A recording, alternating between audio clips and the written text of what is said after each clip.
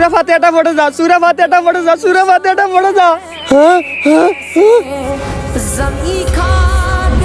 সূরা ফাতিহাটা পড়ে যা, সূরা ফাতিহাটা পড়ে যা, সূরা ফাতিহাটা পড়ে যা, সূরা ফাতিহাটা পড়ে যা। হ্যাঁ, সূরা ফাতিহাটা পড়ে যা, সূরা ফাতিহাটা পড়ে যা।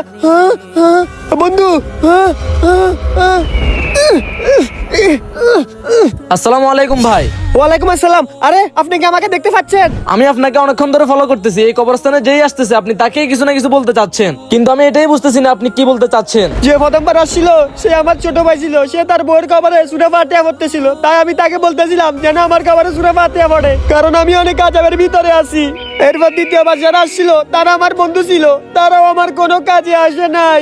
এখন আমি বুঝতে পারছি যে মৃত্যুর পর বন্ধু বান্ধব আত্মীয় স্বজন কেউই কাজে আসে না, কাজে আসে শুধু একমাত্র আমার নেক আমল। হে আল্লাহ, আমি জানি তুমি অনেক বড় দয়াবান, তুমি এর সকল গুনাহ মাফ করে দাও।